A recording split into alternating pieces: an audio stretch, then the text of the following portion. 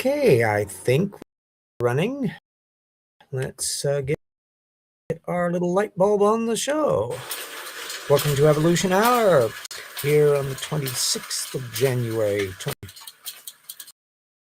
time of anxiety and doom. Clickety-clack. And the WordPress.com. I have all sorts of old material that everybody is free to take and use to their little heart's content. Well, okay. Get my screen back up to where I'm. There we go. I'm visible again. Not that that necessarily is helping. As we are proceeding step by notorious step through Titans, the Creationist book. And this week is another installment of our unbelievably boring foray into the Luskin junk DNA list, where, spoiler alert, the facts don't ever change. Anyway, so this week, Sarfati and Tay are continuing in their through various feathered dinosaurs that are regarded as feathered dinosaurs and illuminate the early history of birds. That, of course, does not fit the young Earth creationist dogma, where if it's got feathers, it can't be anything except a bird. Feathered dinosaurs are forbidden in the dogma. Well, Microraptor, here's a cute little model that I have from my little dinosaur collection. Although the coloration is probably inaccurate, there's a paper which we'll be citing in the course of things, which suggests that it actually had quite dark plumage, at least the example that they had based on the melanosomes and things that they've got in there. But you will notice feathers on the hind limbs, which is another way for a feathered dinosaur to get off the ground. There's more, which I'm thinking they'll be getting to later on in the story, that's got like membranes, like a bat, as well as feathers, so forth and so on. But they're citing several papers and quite a few years ago, 2011, 2012, 2013, on Microraptor details. No mention, as I pointed out last week, of the fact that Microraptor was part of the Archaeoraptor fake fossil, two actual fossils that were merged together to make something that's actually less interesting than the two separately, because Microraptor turned out to be a really big deal, and the paleontology picked up on that within this century. At any rate, Sarfati and Tay are going off about the fact that it ate fish. It was a predator, possibly eating other birds during the period based on the little gut contents and so forth and so on. And they toss off several papers here, one from O'Connor from PNAS that I'll be putting a link up to, one from Lee et al. 2012 that I'll be putting the link up for on its plumage, and Jing et al. 2013, which relates to feather molting, which we'll be getting to in a bit. Well, not the Jing paper. That one is a paper from 2020, Kiat. And Sarfati and Tay are preening, but why would the unrelated Microraptor evolve the same feather strategy as modern birds? This is problematic for evolutionary phylogenetic trees, but not for the biblical creationists. That would be true only if you ruled out the idea that you could have convergent features. And how odd would it be for molting phenomenon to occur, which is advantageous, differential molting in a way for a flyer, makes a lot of sense, because that way it's always got a full plumage and it's just losing feathers peripherally. What are the genetics of that? None of those papers are delving into that. I'm not sure that anybody has actually pinned that down yet. If anybody is aware of some work in that area, let us know. But at any rate, that is leaving a barn door open that is entirely of the creationist making, because none of those papers are showing any anxiety over evolutionary phylogeny. And that includes the Kiat paper from 2020 on the molting feather factors. So as far as the creationists are concerned, if a Microraptor can fly, then and it's got feathers, it can't be a dinosaur. Problem is, those papers that they were citing weren't apparently up to speed on that. The only way that they can distance this thing is try to point into some little niche detail that differs from a dinosaur. In this case, hi, oh yes, we are staying safe. Spokane is nippy the last couple of days, but not as bad as what's going on the East Coast and in the South. So we're not in Texas or any of these other barbarian states where they're digging out masses of snow and having to abandon their cars on the freeway. I mean, woo, okay. Welcome to the 21st century, kids. Climate change is real, and all of that nice cold air that gets bumped down to you kids in the East and South is because of the whiplashy cold fronts and the stuff that can build up in our neck of the woods. And so it actually kind of bypasses the Pacific Northwest, where it's cold but not awful. In fact, it's still kind of dicey on the ski resorts in this area because we haven't had a huge amount of snow. This time I hadn't only one little brief day when I was doing even light snow shoveling off of my driveway. So although that could easily change next month and into March, we'll find out what that's going on. Anyway, Eugene is 28 right now. Yeah. Yeah, that's I think we're 20 degrees here in Spokane at the moment. Anyway, the papers would be really nice to do, and I'm putting up a link to Brian Thomas, the creationist, because Sarfati and Tay do. Basically, they're riffing off of Thomas's position at ICR, a rare instance of them stepping out of their little CMI bunker, because he was going after that 2020 Kiot paper on the plumage issue. But unless you want to be able to explain at much greater depth how Microraptor and these other feathered dinosaurs don't qualify as feathered dinosaurs, this is just pointless. But then again, that's their argument. Now on to the Luskin list. It's got a fun bit because several papers had popped up that are apropos the junk DNA issue, independent of the actual list. We'll still have 3 items on the list, 2 full text. Unfortunately, I was only able to get an abstract for one of them, but it's continuing our basic theme that there are topics about ALUs invigilating into the biology, and they get linked up to things where the system that processes DNA is paying attention to them, and they can even slide into the point where their presence is affecting regulation, either turning it on or turning it off. None of the papers are relating to theodicy issues, but it's just repeating the same old bit that, yeah, some of the ALUs are connected up to stuff. At no point did any of the papers make any intimation that most of the ALUs are doing things. They're still talking entirely about that basic 3%. Yeah, I got a little bit of a raspy thing out here. As I said, it's a bit cold and been a long day rearranging things. Jackson will be delighted to know I have finished the cosmology chapter, and at the moment I'm going through doing a read on it to make sure that there's no little typos, and I'm rephrasing and rearranging a few little fiddly bits on that along the way. That's taken a couple days to get out of the way, and then I have to also plug all the source material into the master bibliography so that I can send all of that off to Jackson, as well as to EWU professor who astronomy that hopefully their bunch will be able to do a little fact check to make sure that I'm not doing anything off the shelf, and or maybe bring up things that I have somehow missed. Entirely possible. But anyway, I'm quite pleased with how it's turning out. So yes, I'm a little bit of a raspy on this. It's better than some, not as good as others. So anyway, the 3 papers on Luskin's lists are 2017. There's the one with abstract only, that's Ma et al., which is about gene silencing and ALUs.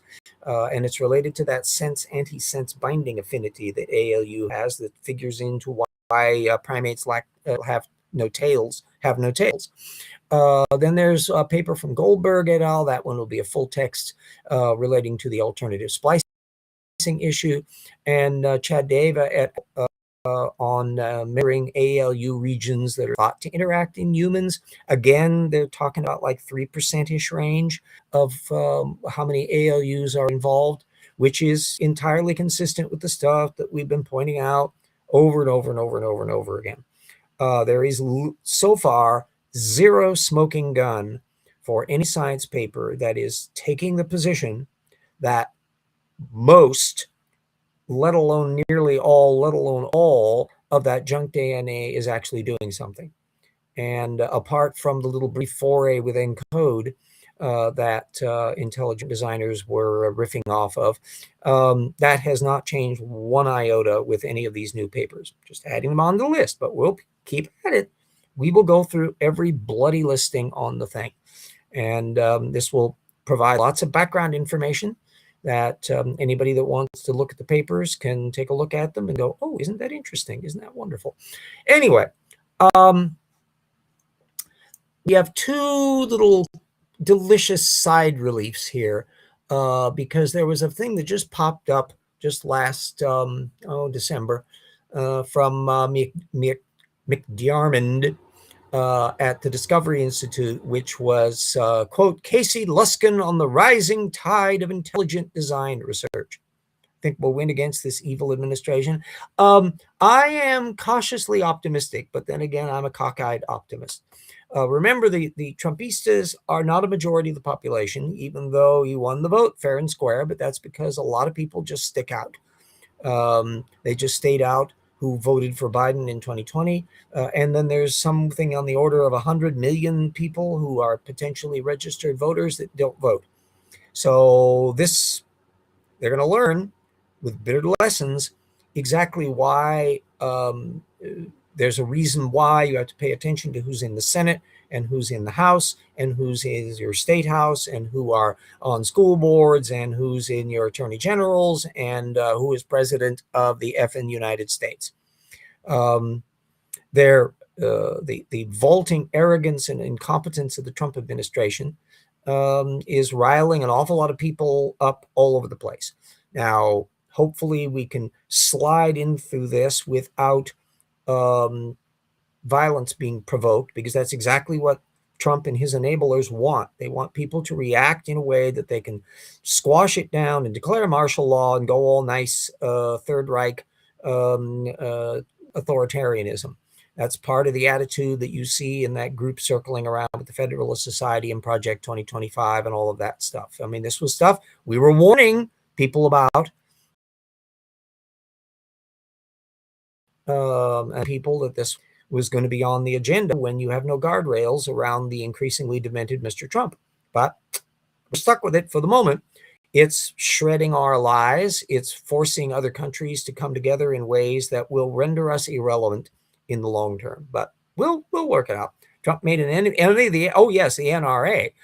They've noticed the fact that functionally, you're talking about that Ruby Ridge class of outrage.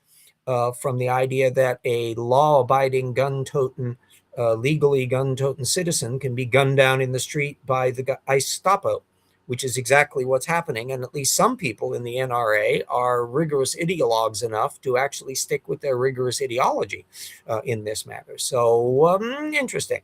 And remember, the only half leg Trump still has to stand on is the economy's not crashed yet. But I'm not, the rumbling signs of deterioration are all around. Although there's going to be that spectacular Gaza strip that Jared Kushner and his bunch are projecting for Gaza. And supposedly they're just hot at it, removing rubble and all this other kinds of stuff going on. How much of that is a sham and how much grift is being done by an awful lot of fat cats with an awful lot of private planes? That will be the study of an awful lot of congressional hearings in years to come, and maybe some jail terms and some other little bits. Or maybe we can handle them all over to Afghanistan, just drop them from a plane and let them take care of them in the Taliban police state that they have there. I'm sure there would be an awful lot of people that would want to do some rough justice with the Trump administration. But anyway, I digress again.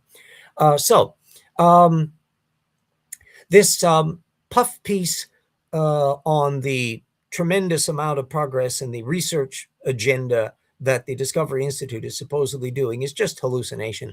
There's a quote there. Most notably, ID theorists correctly predicted function for junk DNA. long before research confirming that 80% or more of the genome shows biochemical functionality. This is pure encode crap.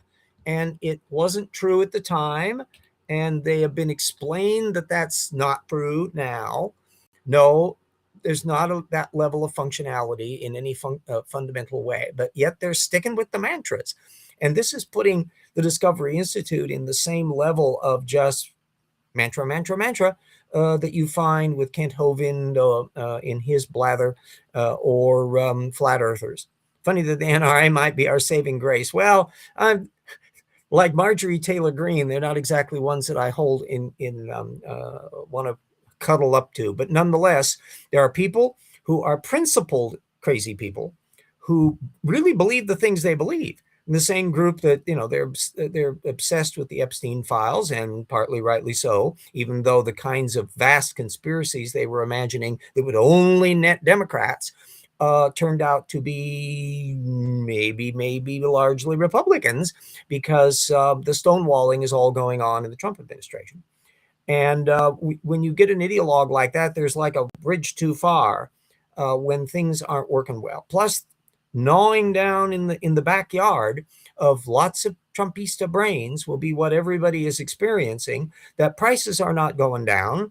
The economy is not just steamrolling with spectacular success. It's doing really well if you're an artificial intelligence data center manufacturer and that sort of thing. There's a lot of billions of dollars sloshing around in that department, and a lot of graft sloshing around in the pay-for-play Trump administration. He's setting up this whole Gaza scam. Has all this money coming in from all these fat cats that he is the head of, and he has proclaimed himself the head of that commission for life. And where's the bank account? Not at the Bank of America or the Federal Reserve. I think it's supposed to be going to Qatar. So what? He's setting up his retirement income to where he can skedaddle there, to there, Saudi Arabia, where there's no extradition treaty. Who knows what is lurking in the background in the weird Trump administration. But it's going to be a bumpy road ahead for the next few years. Okay. Anyway, back to Casey Luskin crowd. So he's just riffing off of this, and you can compare that ID podcast bit with the actual Zhao et al. 2026 paper that just came out in Nature on a newly discovered genetic mechanism that excises DNA transposons, which are what a lot of your ALUs fall into that category. In other words, there's mechanisms that the cell has to do to compensate for all these relentless genetic parasites that do their thing fast enough that they have to counter it. Why would you design a system that has a transposable element that can copy itself, and then you have to have a system that tries the best it can to compensate for it? How is that designed? Maybe somewhere down the road, ID will try to riff off of Zhao et al. 2026. We'll see. But at any rate, you kids will get a chance to it. Now, for even more comic relief, and this came courtesy of dear Larry Moran, who is a biologist who has been for many, many moons been lighting into our little pals at the Discovery Institute, and to some extent creationists as well. And this time he's chuckling over creationists. So I'll be putting a post up to Larry Moran's Facebook page where he calls attention to the spectacle of Ken Ham 2026, answersingenesis.org. I'll be putting the thing on junk DNA. So Ham, I can't say he's joining the junk DNA parade. They were never not on the parade. But this one is a brand new one where he's referring to a previous post of his own from last year that I'll also be putting the link up to, which had been claiming, quote, a new study confirms that much of that 98% is indeed useful. Uh-oh, not 80%, 98%? Oh, dear. Well, that consisted off of Ham riffing off of a secondary press account of the new paper from Chen et al. 2025, which is open access at science.org, so you'll be able to get at that. And it's on primate genomes, where a sliver of junk DNA did in fact arise in the 700 MER11 sequences, meaning a tiny sliver of the whole transposable element array. So none of that is in any way conflicting with what we've been looking at all of this time. But the fun part is, remember, Ham is not citing the original thing. Oh, yes, I did hear about the measles outbreak.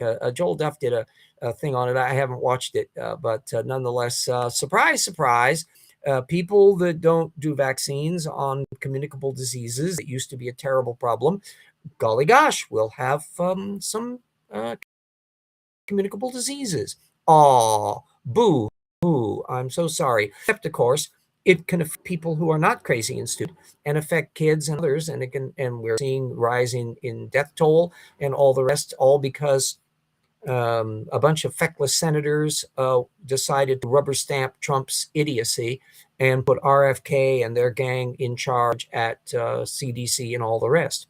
Don't blame me, I voted for Harris. Don't blame me, my senator is not involved in this. We have normal people, senators here with functioning brain stems like Patty Murray. So we are not sharing the iniquity of all of that. So wonderful, wonderful stuff. Anyway, back to the Ham case. So that Science Daily report, which I'll be putting a link to, was not really helping Ham's case. Ham is not citing the original paper, even though it's open access.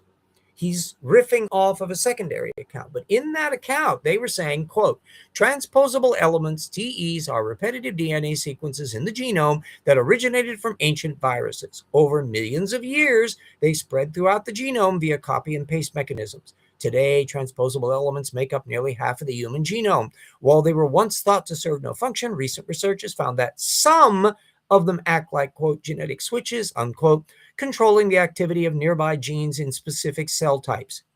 Note they said some, but remember what Ken Ham was saying. He was saying a new study confirms that much of that 98% is indeed useful. Much? That's not the same as some, in the same sense that one can say that, that there's some snow on my driveway doesn't mean that there's nevertheless a lot of snow on the driveway.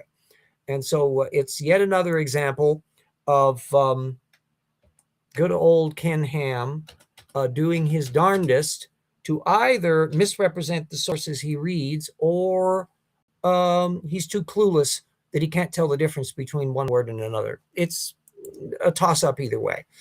Ham doesn't particularly pay too close of attention to his own work at AIG. He doesn't seem to be aware of things like what the horse evolution stuff that they've incorporated into the ARC encounter and all that. He just doesn't bother with that stuff. And to the extent that his little talking heads, the old AIG video podcast thing that they used to broadcast from their creation museum, they stopped doing that, apparently. Maybe they're in a little bit of financial trouble.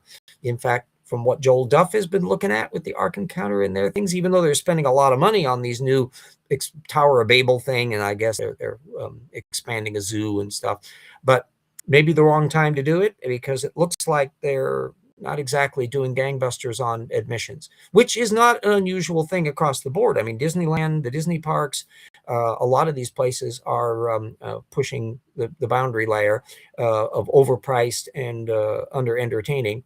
And if I can ever think of that, if I ever had the capital to do so, it would be hilarious in a fire sale from sold off stuff, because yipes, the wacky little creationist preacher that got stuck in jail for fraud for a while, and he's still out. He out served his term and all that. His wife was apparently more decent than he was. Forgotten his name at the moment, but anyway, his little amusement park fizzled and is just nothing. So anyway, if I had the wherewithal to actually buy the Creation Museum and the Ark Encounter and turn into anti-creation venues where we would be commenting on and showing why the old content in these things was wrong and what they were all leaving out, and use them as an opportunity for developing back. Yeah, Baker. Yeah, good old Baker. Yeah, that's Jim Baker, I think his name was. And smarmy little fellow.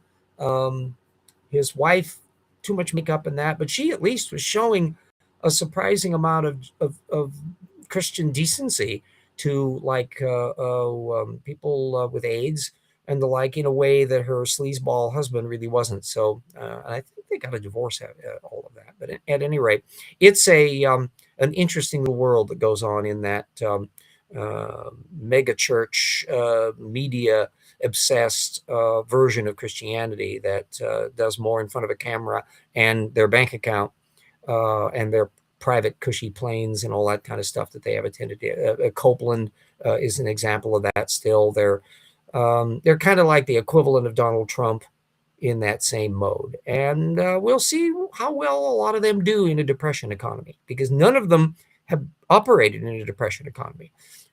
Churches didn't disappear, of course, during the Great Depression, but boy, things got dicier, and a lot of luxuries that can be afforded in an economy where there's a lot of money throwing around become non-discretionary items that you can't afford to sustain.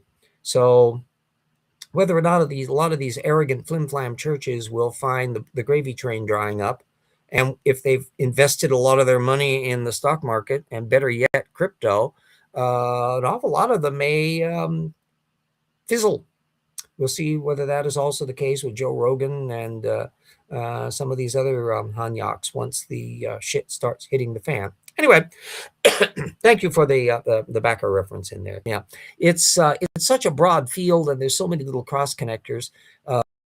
In a future episode, we'll be bringing a bad penny that I had forgotten about that suddenly popped back up onto the scene because he's materialized at the Discovery Institute. Bill Hedden, who was embroiled in a big controversy over including intelligent design twaddle in his physics classes, I think like 5 or 10 years ago. It's been a while.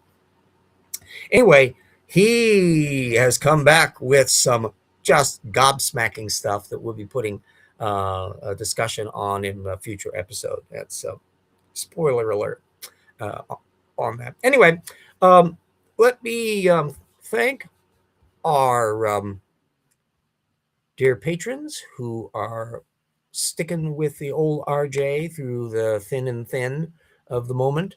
It's as I well recognize, it's a dicey time for everybody. So everybody that's been able to kind of stick in with it, I thank everybody at our colleague researcher, assistant researcher, friend levels, and all the legacy patrons over the years who have been able to help for a while and had to move on, or in the case of the dear Lavender Lady, passed on.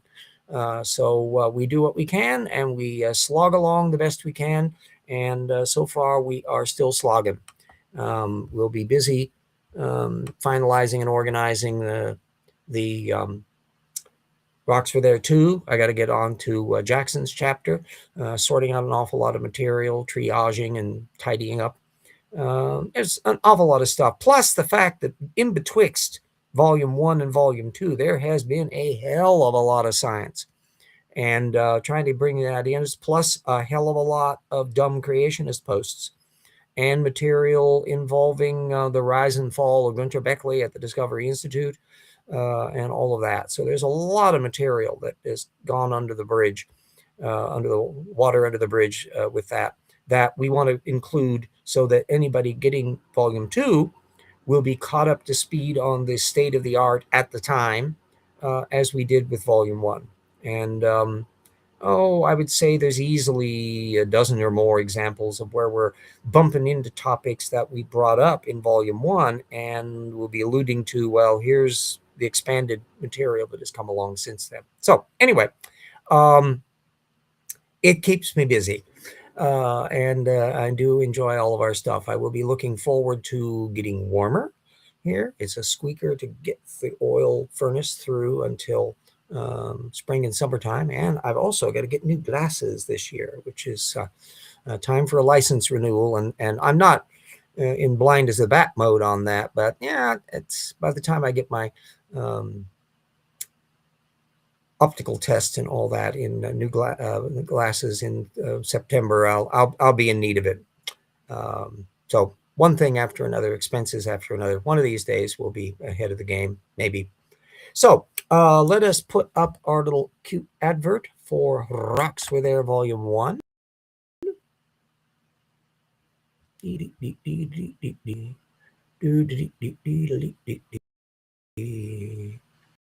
Come on, come on, come on, set up.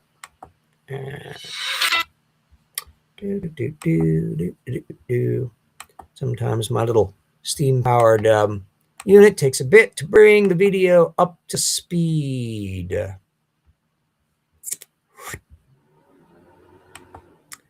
And there we go.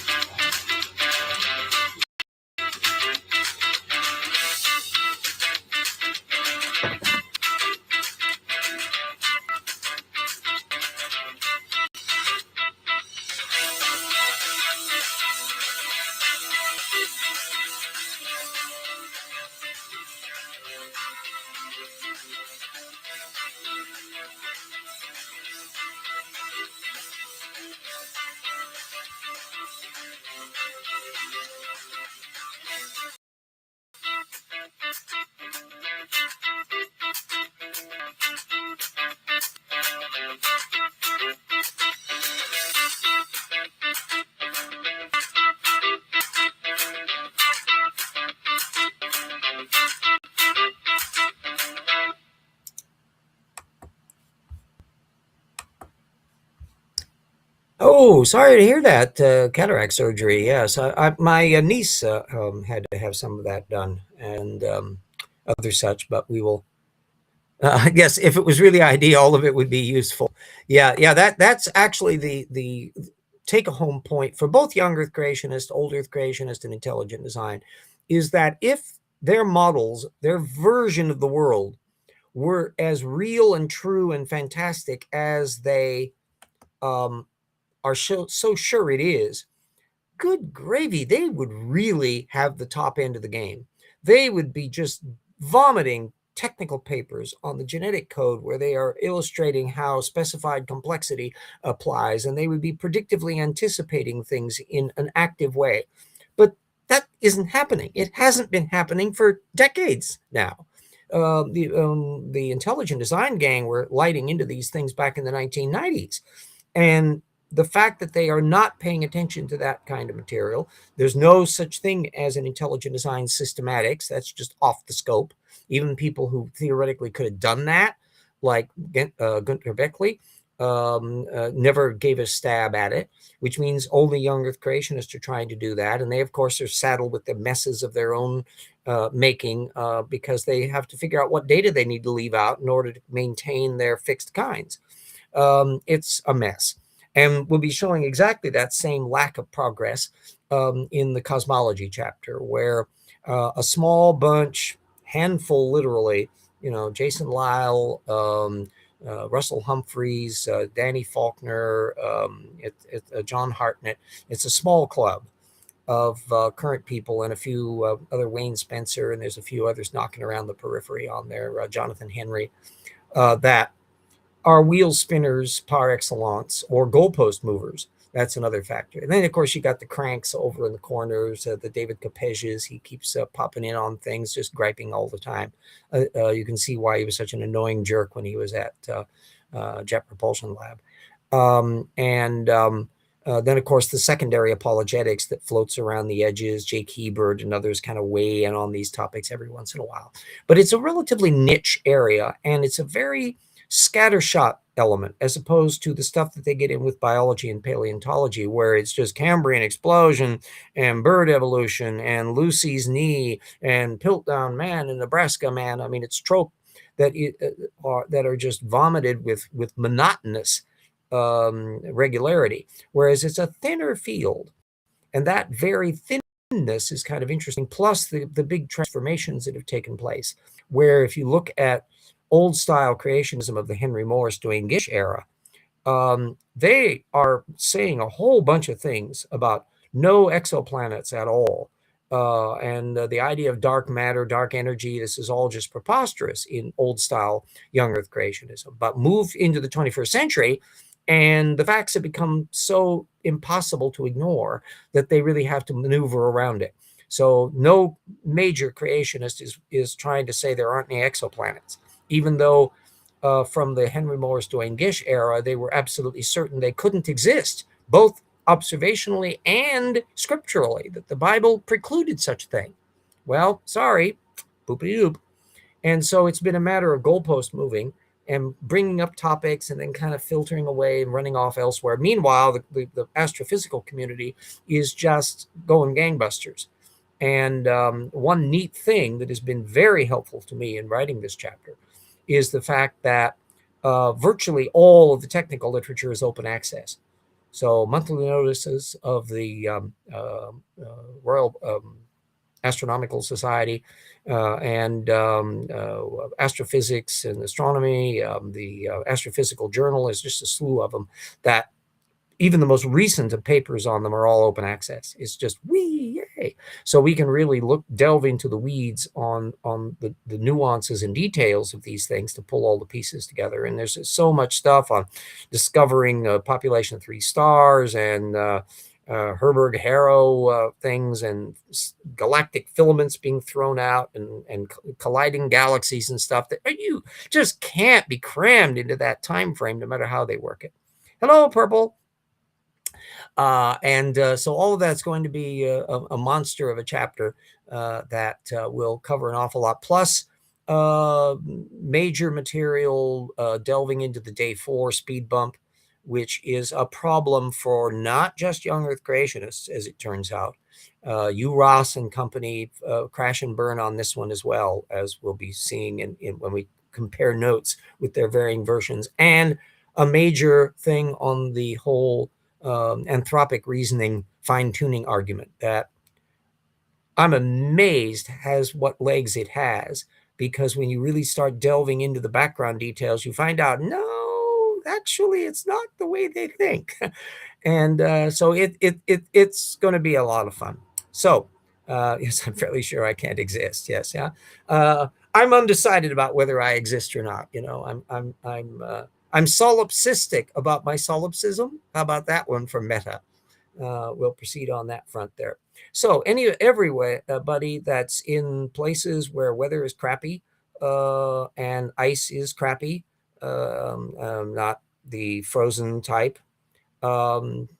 take care. Watch out for things. Apparently, there's like 1 million or more people that are out of power from these mega storms that have been hitting and knocking stuff out. We'll see how the idiots. The natural gas is one of the major source of electricity in Go It Alone, Texas, but their gas systems break down. They can't handle really cold weather. So we'll be seeing what the heck is going on in there. Anyway. Everybody stay super duper safe and watch out for the wooden penguins. Next week, we will be having more fun stuff on the show, and hopefully my voice will be a little less croupy. But at the very least, we got no glitches on audio and that. It was a nice, smooth transmission. I can't complain about that little front. And everybody, catch you all next week.